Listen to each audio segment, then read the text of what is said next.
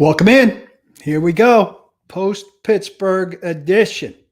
PaulKuharski.com. Welcome in. Lots to talk about here as we go over the game that dropped the Titans to 3-5 when they were well in range of getting to 4-4, which would have been really tremendous for this franchise, gotten them to a place where they maintained some severe contact, some notable contact with teams in the AFC.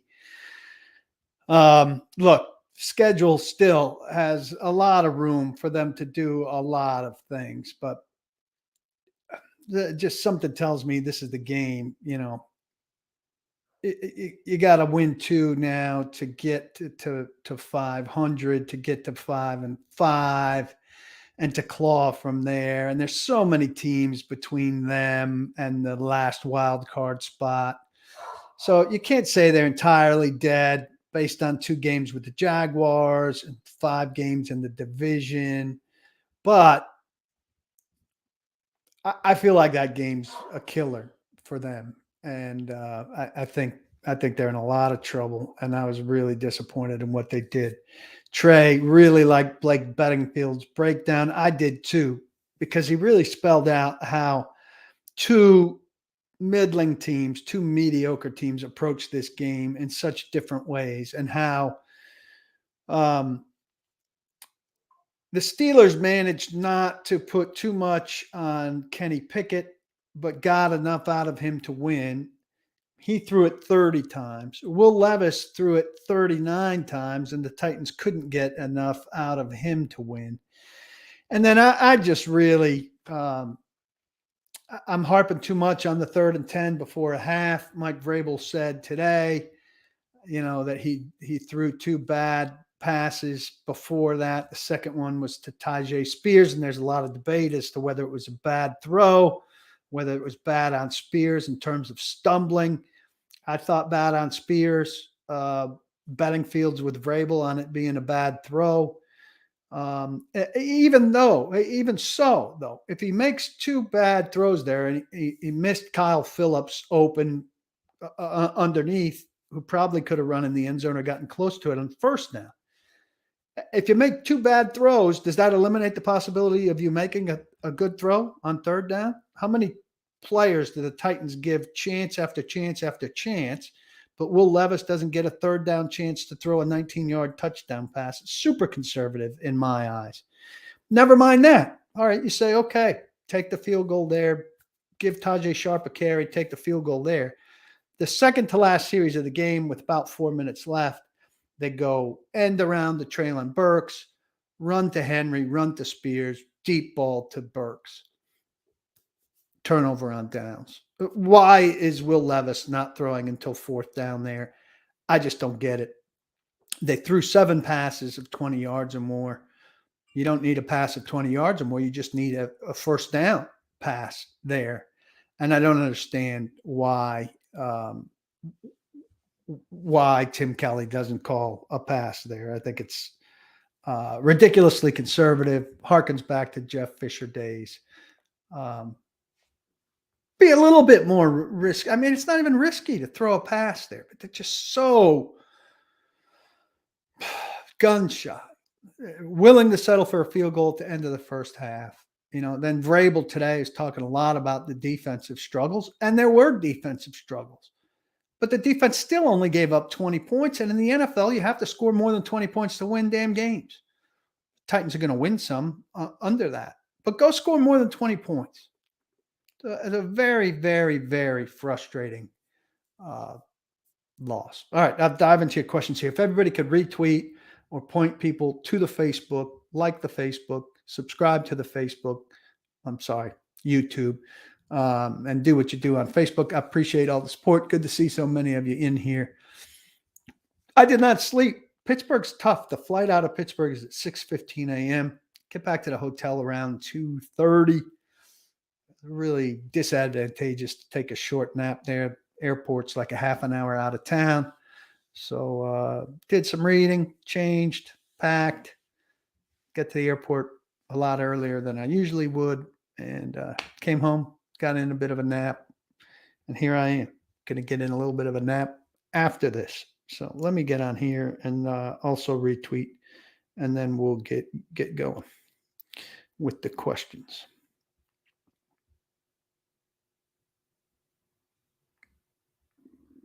All right. Kim, Marcus, appreciate you being early.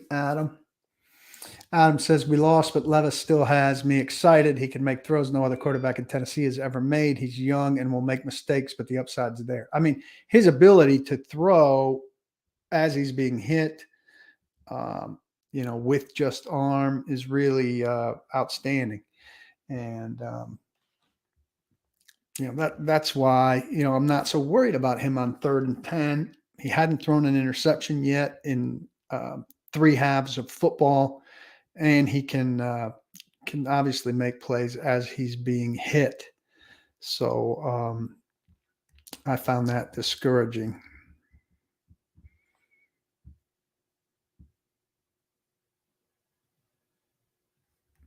Outside of offensive line, what other positions am I throwing big money or picks at in the offseason? Offensive line, certainly first.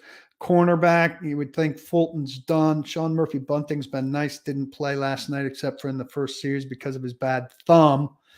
McCreary, solid nickel, but I think they need an elite cornerback to go with this. And if the pass rush continues not to perform, I think you got to revise the pass rush. I would get another inside linebacker, re-sign Aziz, but you need somebody to go with him that's far better than Jack Gibbons. That's not a premier money position, but you could spend there to get somebody better to go with him. I think you need a second tight end or an additional tight end. You expect Josh Widley to grow, but you've got to make more of a judgment on Chig, who really has not been panning out. There's not a spot on the roster to not touch, I would say.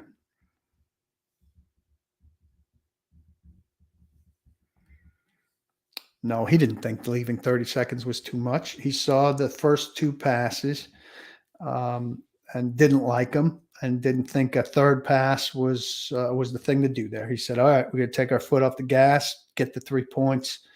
We'll let Tajay run it. Maybe he'll pop something silly. Going to pop a 19-yard run. He's had 3 runs that long all season.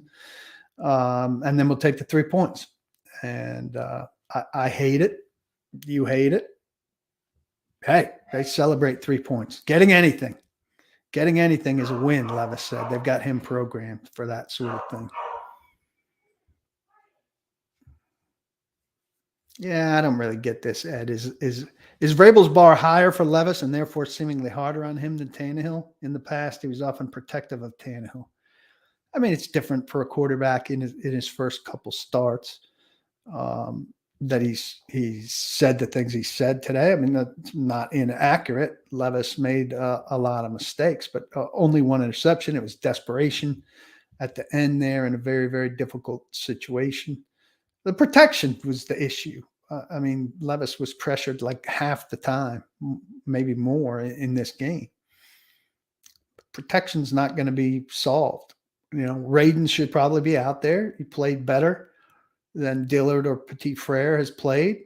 So give him a chance. And, sounds like there are injuries to sort through, and we'll see who's healthy enough to go forward. I think that'll determine a lot about who's playing next week. Petit Frere's got a shoulder. He couldn't finish. Brewer was really gimpy. Brewer would be a big loss, obviously. Secondary, terrible, makes whole defense weak, and O-line looked terrible, but Will did well with the time they gave him. Look, the secondary being terrible, secondary is not great. Trey Avery and Eric Garrar don't need to be out there. They need to get healthy and all of that. But this defense is supposed to be keyed around the pass rush that gets to the passer on a regular basis. And 3 out of the last 4 games, they've hardly touched the quarterback. So, and Vrabel keeps saying, we got to win, we got to win, we got to win. Well, who's winning? Bring that up to Jeff Simmons. He gets all kinds of defensive about it. I'm sure Jeff has doubled a good share of the time, but when Jeff's not doubled, Jeff has to win. Is Jeff playing like an all-pro right now? He's not. Is Jeff saying that? He's not. Where's Arden Key? Arden Key was phenomenal in the preseason, remember? Haven't seen him much. Now, the stats say the pressure rate is up when Arden Key's on the field, something like 31% without him, 38% with him, which is great. So he's a Derek Morgan kind of player, influences what's going on around the passer, but isn't getting to the passer. Harold Landry's a shell of himself. We know that. Had a couple sacks against Atlanta, a sackable quarterback, but he's not doing a lot. Danico Autry is not out there as frequently. It doesn't seem like, but he's not doing a lot. Pass rush has to be better. This whole team's keyed around the pass rush. It is probably the single biggest disappointment.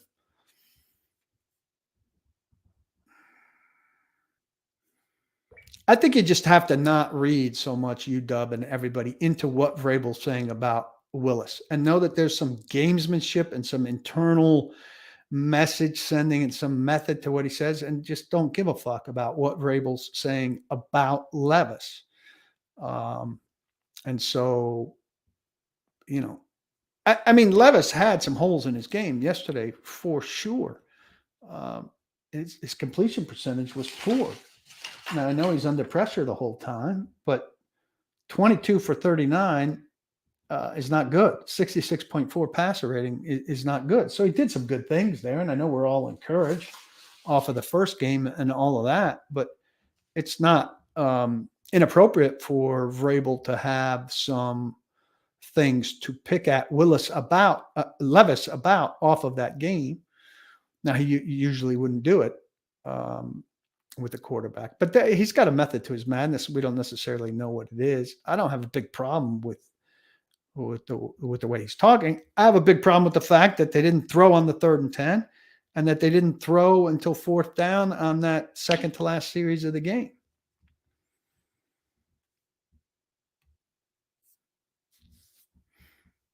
Yeah, that's what I mean. This is the kind of thing, Mike, that I would agree with. Like Levis threw 2 bad passes, so he wasn't allowed to throw on the 3rd. I kind of asked Vrabel that today. Aren't there other people that have 2 bad plays who get a chance to make a play on the 3rd play? I agree with this. Way more questionable, Rock says.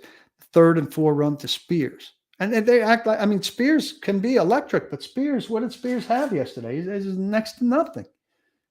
Spears, 5 carries for 18 yards, 3.6 average. Now, they did get away from the run too much, and they threw too much. They ran 25 times for 105 yards, 4.2 yard average. You can make that work, right? Henry averaged 4.4, 17 for 75 yards. Why are they not running him more? It's almost like they get this cap on him at that 17-ish number. Meanwhile, Harris on the other side, 16 for 69, 4.3. And Warren, who was excellent with 11 for 88. The Titans are not a good run defense anymore. You can't say that to Jeffrey Simmons. Oh, he'll have all kinds of reasons why that, they didn't gash us. They didn't do this and that. I mean, Warren, 8 yards a carry. Whatever it is, failing to seal the edge, whatever, I don't want to hear all the permutations of why you're not defending the run well. You're not defending the run well. 30 for 166. And that's another reason they can't rush the passer, because you got to stop the run first in order to rush the passer, as well as they intend to rush the passer or can rush the passer. 5.5 yards a carry. Not very good. Not very good at all.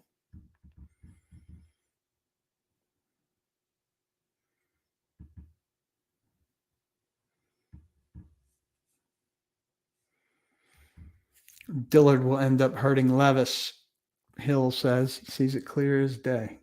Yeah. Don't bring it about.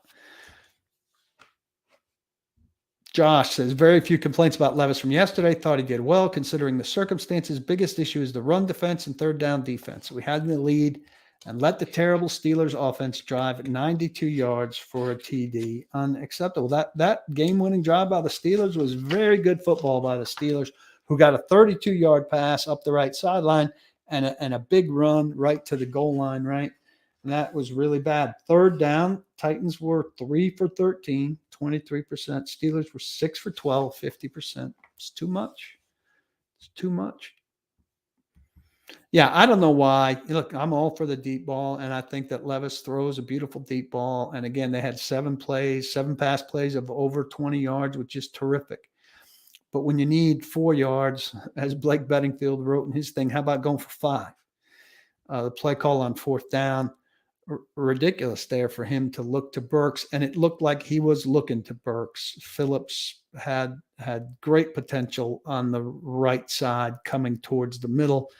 Would have been an easy first down, and they would have extended that drive and been able to go. Shouldn't even be a go route in that play. Mike says, well, you can have a go route in that play to take some people away. If Phillips catches that ball and turns up, he probably is getting to the 30-yard line. It's a pretty good game. I really don't, Sam, think that there's a legitimate shot for Tannehill to start again. I think Vrabel is playing the competitive advantage. It's gamesmanship. Tampa Bay has a lot to think about. To get ready for that game. Titans can plant seeds now. It's also a respect for Tannehill thing. He hasn't had a conversation with Tannehill yet. He's not going to tell us anything before he has to. Fireable offense. I mean, he's not getting fired during the season. Here's another thing about Vrabel getting fired. A lot of people on Twitter are saying, if Vrabel went back to Tannehill, Rand Carthon should fire him. Rand Carthon is not Mike Vrabel's boss. Rand Carthon and Mike Vrabel both report to Amy Adams Strunk. If Mike Vrabel or when Mike Vrabel gets fired, it'll be Amy Adams Strunk doing the firing. All right. Mike Vrabel did report to John Robinson, but Mike Vrabel does not report to Rand Carthon. So if you're looking for a firing, which I don't think you're going to get during the season, absolutely not. After the season, I don't believe so. The firing comes from Amy. It doesn't come from Rand. Now, Rand might be able to make a recommendation or whatever. I'm not buying Rand. The draft picks look good. We don't know who the big force behind the draft picks was. But Rand Carthon hasn't been out there to speak, to defend the Bayard trade, any of that. So I'm with Vrabel as a guy who deserves a chance to see this out with Levis and with the roster turnover that comes next year when they finally have money, and hopefully don't trade picks and get to make some more picks. Adam liked Kelly's play calling most of the night, except for that second to last series. Also, Will doesn't have to take the deep ball on fourth down. That's a young guy trying to do too much. Probably. Noah says if you allow 20 points, you should win 9 out of 10 games. Well, not if you're the Titans.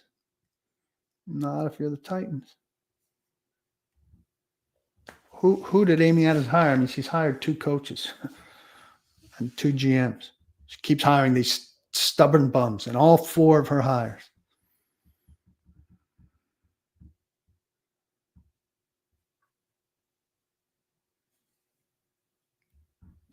You got to get back, Stoney, in order to be at the press conference. So the rhythm of beat writers is, you might go in a little early, depending on what your priorities are, who you know in the town you're going to, how often you've been there, what you want to see, all of that stuff. I got into Pittsburgh Wednesday afternoon, changed it from getting in Wednesday night. But night games suck, and you're at the mercy of the airlines. In this instance, Southwest flight, direct flight back to Nashville in the morning is at 6:15. Vrabel, is going to talk somewhere in the 11:30, 12 o'clock range. If you're doing your job, you want to be at that press conference.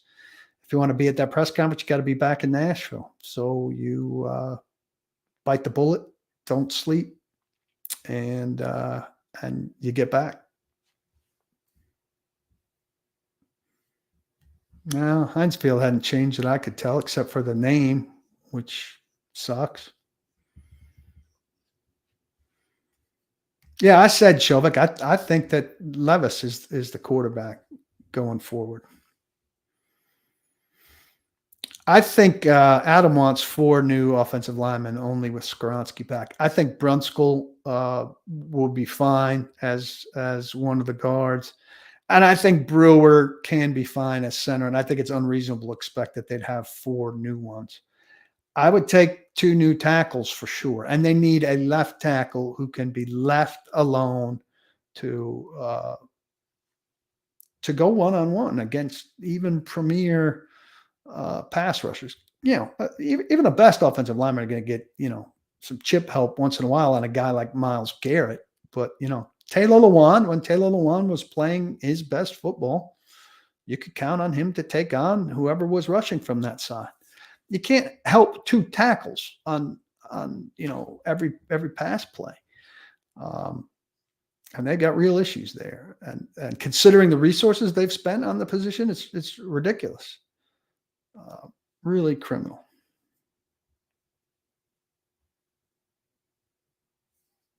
Yeah, I mean, I don't know why we judge Vrabel on the comments instead of on the action. Everybody wanted to judge Vrabel on the rotating quarterbacks thing before Levis's first game. And then what happened? He didn't rotate quarterbacks. And I don't think he was going to rotate quarterbacks a lot, even if Malik had played clean on that first snap and not failed to fall on it after he couldn't control the high snap from Brewer. And I said that during the week.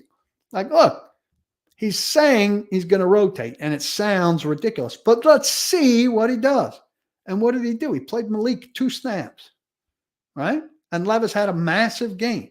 So did Vrabel misplay what he did with young quarterbacks with Tannehill out? No. Played it just like most of us wanted him to play it. Played Will Levis. So let's see what he does. We're presuming Tannehill's healthy. We don't know for sure that Tannehill's healthy for the Tampa Bay game. But if he is healthy, let's see what Vrabel does before we condemn it. And we're not going to see what he does probably until that Sunday, right? No, Raden's playing time has nothing to do with the ACL recovery. He's fine. Raden's isn't very good, by the way. I mean, he's better. He certainly was better in this game than Petit Frere, who is disappointingly bad. And he should play in front of Petit Frere now. And I would expect he will play in front of Petit Frere or Dillard. But if you're expecting him to be like substantially better, I think you're going to be disappointed. The guy's disappointed in every chance he's got. I know a lot of you think like he was on track to be fantastic when he tore his ACL.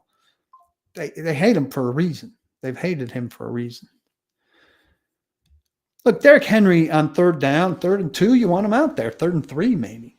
But bigger than that, he's not a good pass protector, and he's not a threat as a route runner. So I don't know why you want him out there. Like as a changeup because what they're doing isn't working well. Well, it doesn't make sense to change into something that you're pretty sure isn't going to work well. You want a better pass protector, Spears is. You want a more threatening player, Spears is. I'd rather see Spears or 2 tights or empty or who knows. Monty Rice is really also not a good football player, but, might be worth taking a look. I don't know. I'm not saying these guys aren't replaceable, Cyber Eagle. They're replaceable. I just don't know how reasonable it is to think that you could get 4 better offensive linemen. Now, if Jalen Duncan has a nice second-year jump and can be your right tackle, that's great. Maybe NPF, after a year where he's out the first 4 games, has a bounce-back season. There are a lot of possibilities here. But they're not going to be able to find themselves 4 studs in one offseason. I wouldn't imagine. There's not a ton of quality in the free agent market generally on the offensive line. I think the first round pick's got to be a left tackle. Kyle Phillips was good in this game, and they've got some chemistry, I think. Ownership allowed this, yes, but ownership hires people and lets people work. Ownership doesn't know if Andre Dillard is good or not. Ownership doesn't know. Ownership is sold things by the coach and the GM. Ownership hired this GM. We'll see if this GM is any good. I mean, I think I start with the Jimmies and Joes, Adam, but this defense is not that dissimilar than last year's defense. So, where's the drop off from? Everybody retweet.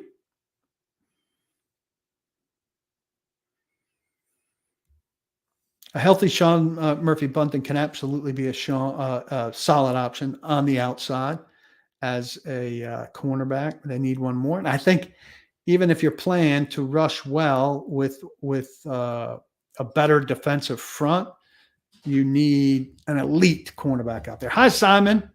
My son is home from school. I haven't seen him since Wednesday, so I'm looking forward to coming and seeing you after I'm done with this broadcast.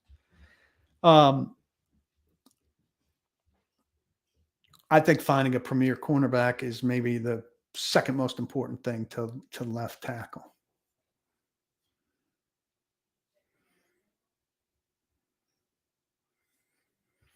I don't know. You say it's hard to see the offense improving from averaging 18.5 a game. Well, the offense improved and scored 28 against Atlanta. It looked pretty damn good.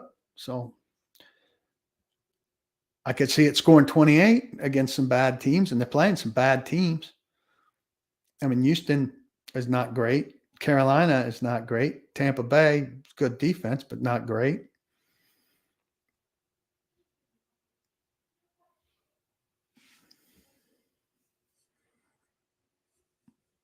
Yeah, I mean, I think it's universally known that NFL officiating has gotten worse. Games got faster, pressure's bigger, all of that stuff. It's kind of interesting that crew yesterday hadn't called roughing the passer, for example. It called one roughing the passer, called two in short order. Burks has a concussion. He's in concussion protocol. He was due in shortly after the press conference. He went through the process last night because he was briefly unconscious.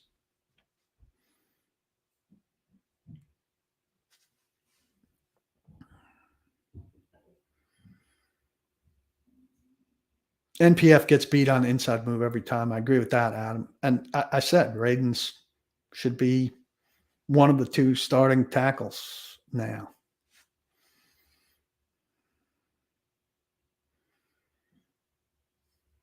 I think this is too simple to say he doesn't trust Levis, and that's why that's why the Titans lost. That's too simple.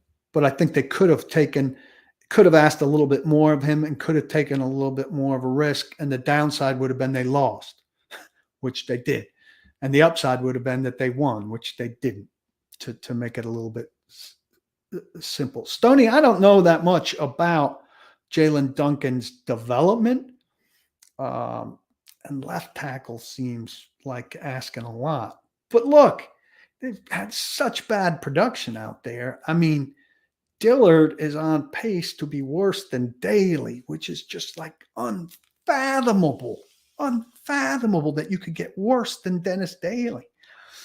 And so I'd be up for trying anything. You got a mini buy here to get him ready. I think everything's keyed by the extent of these injuries, right? And you like to think that guys that finish the game will be able to go. But he said MRIs, guys are having MRIs, and Vrabel said guys are having MRIs and they're sorting through things. So, I'm pretty confident that Skoronski's all right. He said he kind of, had an awkward landing and banged his side. But I think Brunskill's in jeopardy maybe for a while. NPF is certainly in jeopardy maybe for a while. Those two would be the big concerns there. And, so that would move Radens up and put Duncan, an injury away at least. Well, I mean, Avery and Garrar are short. Fulton's got reasonable size. Murphy Bunting's got reasonable size. Those are the two outside guys. And then McCreary is a little bit smaller. And, some nickel corners are a little bit smaller.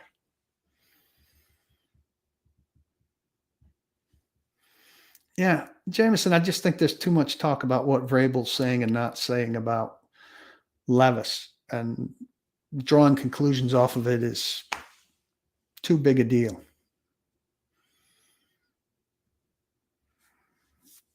I mean, this is a good question from Ed, but I don't think they need to get away from being Henry centric. Look, the play action stuff, um, it could still be a foundational thing here with Levis working very well at that. And then the other thing is, we've wanted forever for the box to loosen up on Henry. And the thing has been that the receivers aren't very threatening, so nobody backs off of Henry. Well, the receivers aren't very threatening, but the arm is pretty damn threatening, and so the arm could back some people off of Henry. But if Henry's capped at 17 carries, it seems a little weird. I'd like to see kind of like a standard offensive game where Henry could get his 22, Titans could run play action and mix in, the deep shots, whether they be play action, drop back, roll out, whatever. So the Atlanta game was extreme deep pass game. This game was just weird. So, and Tampa Bay's got a good defense. I haven't looked at it that closely, but let's like have a normal game. Look, they signed Dillard on promise. They thought guy's a good pass protector who was with a good offensive line, lost out based on, kind of injury and them stumbling into a fantastic player. And, it's worth a shot. But you have to also have like an alternative plan for if it doesn't work out. And their alternative plans have been pretty pitiful. Oh, yeah, it's too early to say he can't return to form. You can't judge an ACL guy until his second year back with Landry. I don't think you can complain about Hopkins. He's not going to get big separation on deep stuff, but he's going to catch his share of balls in terms of being able to outmaneuver a guy at the catch point. It's a great point. 40 dropbacks against that pass rush is wild when you are ill-equipped to protect. Some of those are quicker throws and all of that, but to throw 39 times against that pass rush when you're running for, what did I say? I mean, the average was not bad. 4.4 yards a carry, 4.2 yards a carry, 4.4 for Henry. Just like, so they didn't run enough, but then when they get in that second to last series, all they do is run. Just weird game. Levis had some throwaway passes, which lowered his percentage. He also missed a good share.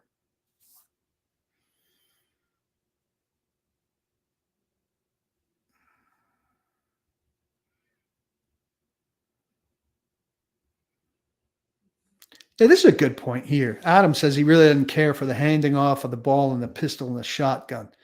It's clear as day you have more success running the ball out of the eye. I understand needing to be multiple, but I noticed that a couple times yesterday that the running out of the shotgun and the pistol was ineffective. And they're kind of navigating there how much you want to be under center, but I think it's a good question. I don't know that we get an answer for it. It's something to keep an eye on going forward. Do I think the Titans need cornerbacks to help with the pass or inside linebackers to help with the run more? I mean, I think those big pass plays hurt you most, right? But I think if the Titans were healthy at cornerback, if Sean Murphy-Bunting's on the field yesterday and if Roger McCreary's on the field yesterday, I feel all right about the secondary if you could rush the passer a little bit. And then the front's got to do better against the run. If you're keeping Azeez Al-Shaair clean and Jack Gibbons clean, they're all right. It's when they're not clean and they have to fight through somebody that they have a harder time. So those guys kind of need to be taken care of. You got to do better than Jack Gibbons, though.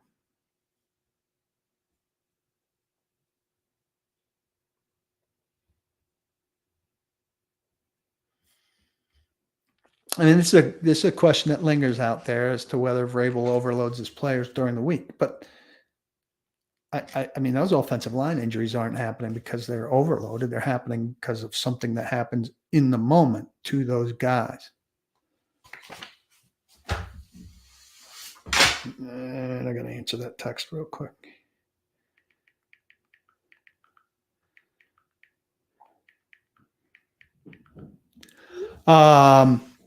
Tremaine Kelly, do I foresee the Titans winning games on the road? I don't see them going winless on the road for the duration of the season. I mean, games at Houston, at Jacksonville would seem opportunities to win, places that they've had recent success. So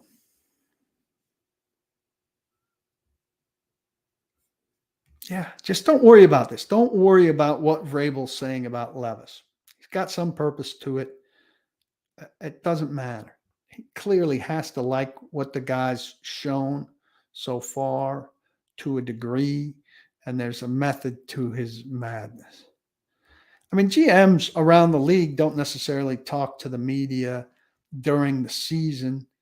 Robinson did, at least periodically. I don't like that Carthon necessarily is letting what other GMs do dictate it, or the Titans PR would say, well, other GMs don't. I don't give a fuck what other GMs do. Do what Titans have done. Be the Titans. Don't be the Patriots or whoever else.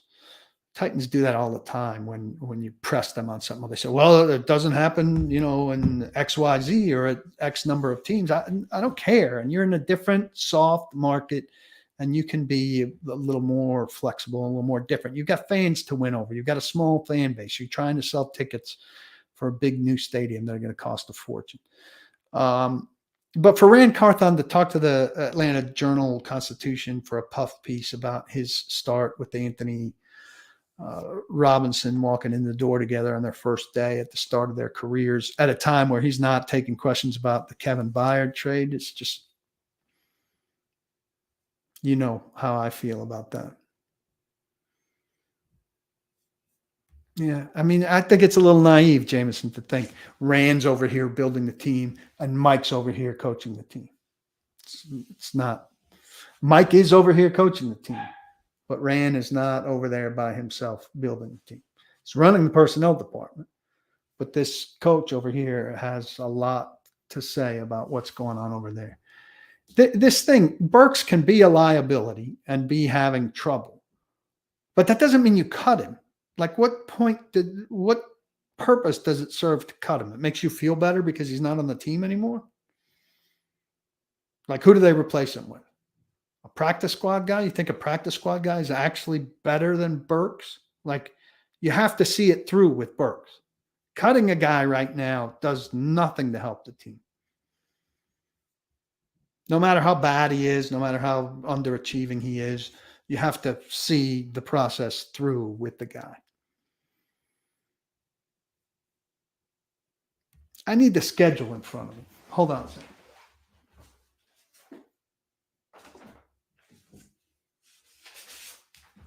What's a successful season right now?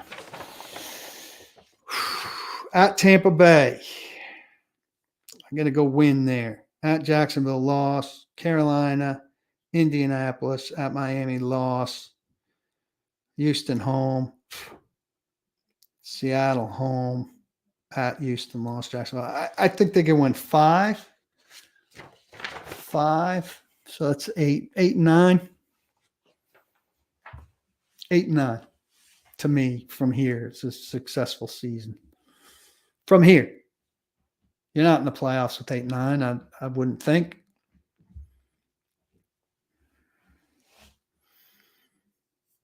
No, I don't think it's fair to say Burks wouldn't be back again. Who, like, he's still inexpensive. They don't have enough draft picks to replace him. It certainly costs nothing for them to have him to training camp next year. And what are the odds he comes out of training camp not one of the 6 best receivers on the roster? Very low. Again, like, the idea of parting ways with him somehow makes a lot of fans feel better because he's underachieved, and it's very frustrating and annoying. But if you look at what they have, I mean, you'd replace NWI before him, for sure. So who are the receivers next year? DeAndre Hopkins, for sure, right? He's under contract for a second year. You'd say a, a top 3 draft pick, except they don't have a third rounder. But I'd say of their first 3 picks, you'd hope one's a wide receiver, that they'd not laugh at us on TV and they would address the position. So those 2. Burks would be third. Phillips, Moore, maybe. Burks. I don't know. I don't know what the accomplishment is in parting ways with Burks, unless somebody gave you something for him. Did I forget somebody there?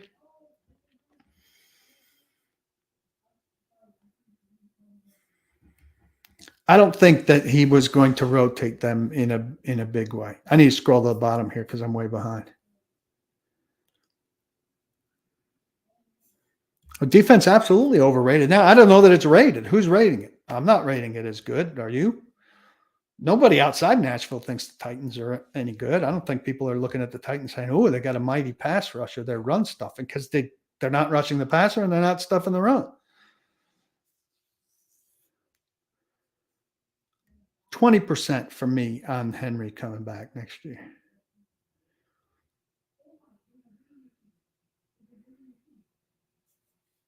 Kinsey is not an NFL level player. He's not. Kinsey, once he uses up his practice squad time, will be gone. And then they'll have somebody else come in and do what Kinsey does, which is play practice squad receiver, play practice squad safety, catch punts in a pinch. They have not seen fit to play Kinsey as an NFL wide receiver because he's not an NFL wide receiver. People have to let go of this Kinsey love. Like, well, every time he's been out there, he's done fine. Well, the times he's been out there, he's caught punts in NFL games, fine. Not returning them with much success, but pretty sure-handed. I think he muffed one last year. But they've not put him out there at receiver because he's not an NFL receiver.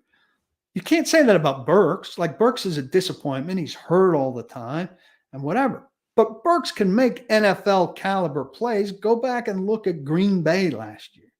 I mean, Burks has trouble staying healthy and being consistent. But he's an NFL receiver. Now, he may not have an NFL career, but he's an NFL caliber receiver. To say replace Burks with Kinsey is ridiculous. Ridiculous.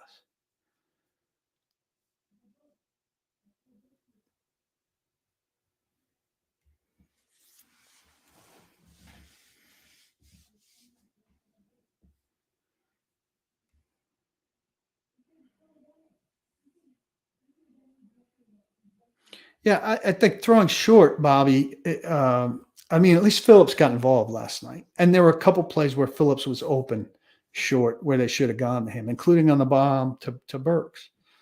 I think, love him or hate him, Kyle Phillips is a short area wide receiver. That's something that they've lacked, and it's something they should be doing more of. And he's the guy to do it with. Get it to him there. Your pass rush is killing you. Your offensive line can't protect. If it's 3rd and 4, this guy can be open at 5 quickly.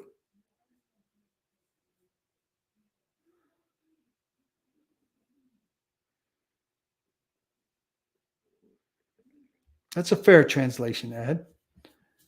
But I think he'll tell Tannehill on Tuesday, depending on his health. And he's probably not telling us until he tells Diana Rossini on Saturday.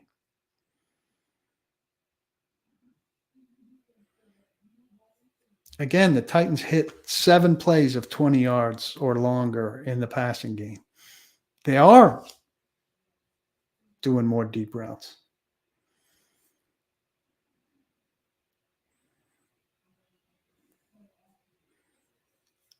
There are different requirements for different positions. A left tackle starting on day 1 is different than a quarterback starting on day 1.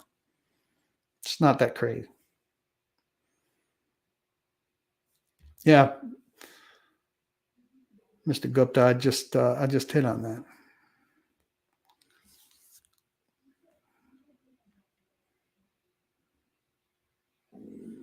Yeah, this thing where the guy seems defeated. I mean, what do you want from Vrabel on Monday? I mean, I'm guilty of this. I parse, and it's part of what we do. I parse everything he says. But if he didn't look defeated, if he looked normal or energetic, then you'd kill him for being energetic. Why is this guy so high energy on a Friday morning after he just lost to Pittsburgh a few hours ago? So, how does he win in terms of his podium posture the day after a loss? I'm curious, EA. Like, how would you like him to appear? I think he should look a little bit defeated after defeat because he has, in fact, been defeated. So I don't know what you want there.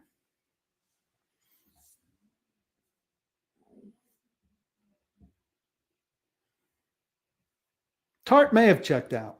I mean, he only played 23 snaps yesterday. He maybe made a play or two, but there's obviously weirdness going on there. And Vrabel acknowledged it. He said you can help the team and you can help your family at the same time. But I don't think Tart's got that. And Tart is representative of a big problem here with guys in their contract year kind of looking ahead to getting out and bad endings. A lot of bad endings for guys in their fourth year here.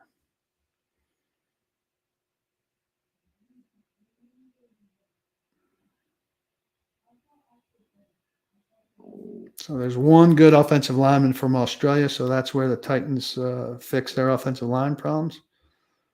I mean, Vrabel will take a guy from any country if he can help.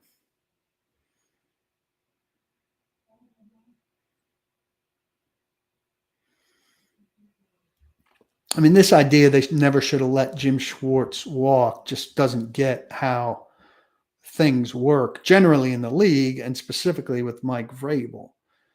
But it's very infrequent in the league that you're going to fire your defensive coordinator to promote a defensive assistant to keep him from leaving and becoming a defensive coordinator somewhere else. It's not generally how things happen. It's certainly not how things happen with Vrabel. You need to know that, accept that, acknowledge that. I heard somebody on local radio today saying Josh McDaniel, the Titans offensive coordinator next year. Chances of that are like 0.5.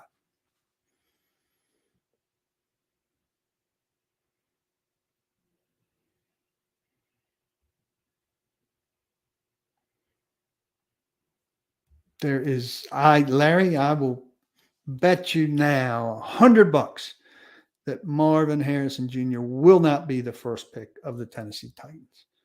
Tennessee Titans devalue wide receiver generally, and they absolutely have to fix tackle. They could have Marvin Harrison Jr. on this team, and Levis will have no time to throw to him because he will be on his back. Left tackle is the number one thing this team needs by a mile.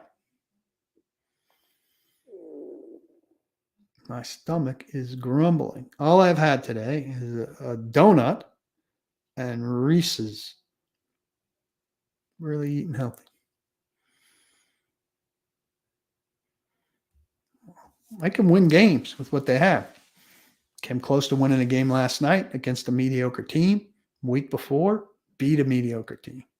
Have mostly mediocre teams left on their schedule for the rest of the season. Tampa Bay, mediocre. Jacksonville, good. Carolina, bad. Indianapolis, mediocre. Miami, good. Houston, mediocre. Seattle, mediocre. Houston, mediocre. Jacksonville, good. Playing amongst teams that are like they are.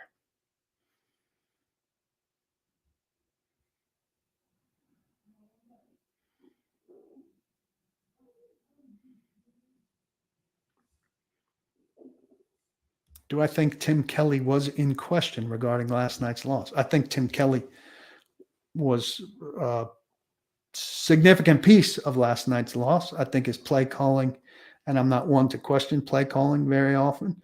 I think the run, throw deep on the second to last series of the game with about 4 minutes left was awful. Awful.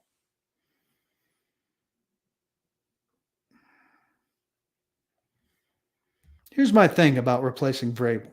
Is Rand Carthon doing that hiring? Do I have faith in Rand Carthon to do that hiring? I don't. I have no cause to have faith in Rand Carthon to do that hiring. I'd go look at San Francisco's coaching staff and the Rams, and I would imagine his guy would come from there. I don't know. But again, I don't think Vrabel's going anywhere this year or next. And I think he'll have a chance to lead the turnaround with a better roster. I would expect the roster to be substantially better next year. There's a lot to dig out from under. But if I'm investing my faith in Vrabel or Carthon, looks like Carthon has led a department that's made some good picks. We don't know how much responsibility he's had for that. I think both of them had their hands on Andre Dillard, which is an awful, awful approach to fixing a big problem. We need to see how they do at fixing that big problem this offseason. But if you're looking for leadership of this organization, I think you should still be looking to Mike Vrabel. And that's coaching it and beyond.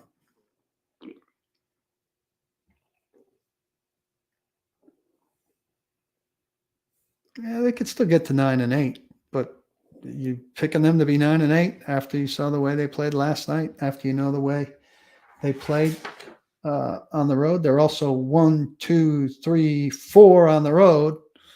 If they continue to not win on the road, they've got 5 losses. That'd be 9 losses.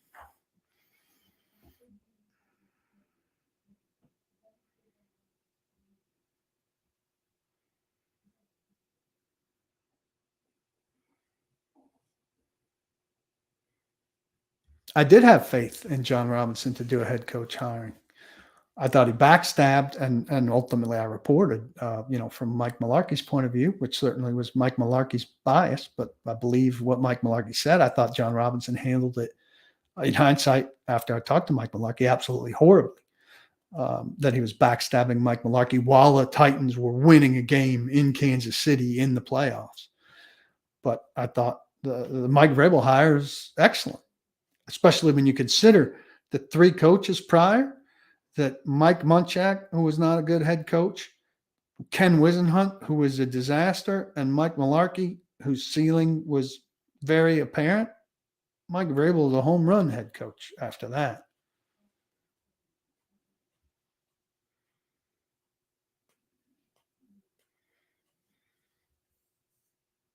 Almost all of those guys are still in the building. The only guy who's gone is Ryan Cowden.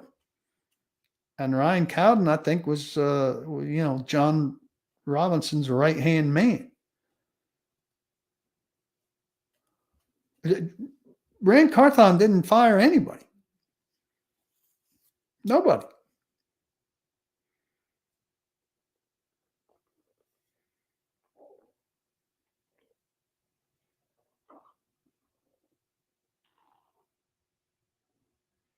And this is a good point. Levis needs continuity. And continuity is underrated around the league. Like, it's far better to have a stability at head coach, to let him withstand the ebbs and flows, even though he's, responsible in part for the ebbs and flows. So I would vote for continuity. Left tackle is the primary need of this franchise by many miles, Rich, by many miles. Have you not watched what's gone on with this team with Dennis Daly and now Andre Dillard? The difference between Dennis Daly and Andre Dillard and a above average left tackle is so much bigger than the difference between Christian Fulton and a really good cornerback, or between a healthy Traylon Burks and a really good wide receiver. I mean, this is the place that they have to start. And good football teams build inside out and start with offensive lines and defensive lines. Titans should have a good defensive line. They don't right now. And they have to have a better offensive line. Have to. Take a couple more here and then hit the net.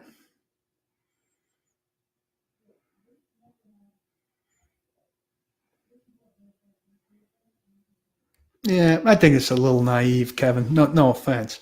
He says, I find the lack of firing of underachieving scouts and personnel troubling, but perhaps Rand feels if he has the info to highlight someone, Rand can pull the trigger on who is draft worthy. Rand needs good advisors around him. He's looking at 400 guys. He needs people around him who break down those people and give him good reports. Now, I think Robinson was like to be surrounded by yes men. And these yes men are now around under Rand. I don't advocate change for change's sake a lot, but in the Titans scouting department, I think you need some churn. Who have these guys helped find? I mean, you say the scouts, have more clout or do more in the latter rounds. The Titans' record in the latter rounds is very poor recently. It just doesn't make a lot of sense to me that there was no change after he went through a whole scouting season. So he came to Nashville and fell in love with his entire scouting staff? What are the odds of that? Is it a financial thing? Because Amy's paying John Robinson and now paying Rand Carthon and didn't want to pay some new scouts. I think all those scouts are on year-to-year deals, or that it wouldn't have cost them much to replace them. So I don't understand what's going on there. But to say that Rand's just going to pull the trigger himself on who's draft worthy and to minimize his staff, that's not how good NFL teams operate. Good NFL teams are counting on scouts to help their general managers. NPF's not a guard.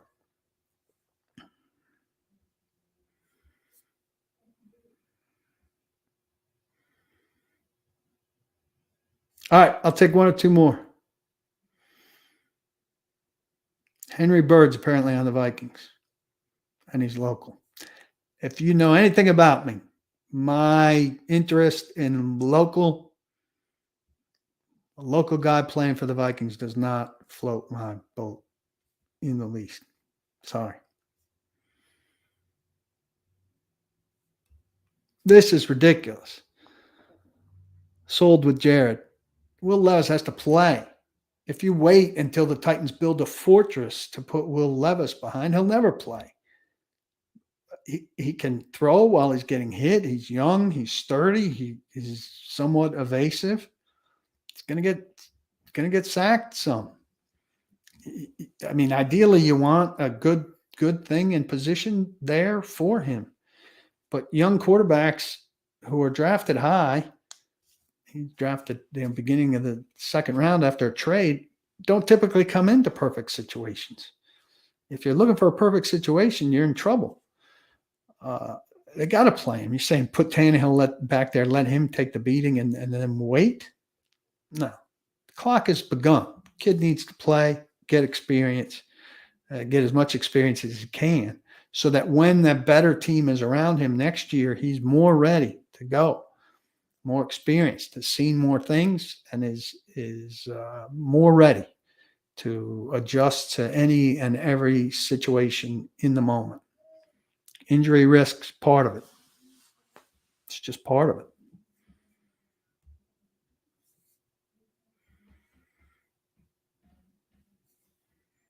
Rebuilding the offensive line starts with high draft pick of a left tackle, period. I don't think that's what's going on at all with Henry. I mean, I think they just changed somewhat philosophically in terms of using Spears and in terms of kind of getting more people involved in the offense. But I don't think they're worried about his usage. They've never been before. The head coach is the same. That's it. I'll end on this one from Steven. I'm in the locker room more than whatever. How does Levis carry himself around the media? He's fantastic. He's a stand-up guy. He's got a good sense of humor. He's candid. He cares. I think he knows it's important and useful and part of the job. And we all like him. Before he played these 2 games, that's what we had to go on in terms of forming an opinion about him. And he's done very well for himself with the media from the start. If you're not a member of paulkuharsky.com, go to Zen Sports, sign up using TN Paul, make a $10 bet, you get a free membership to the site.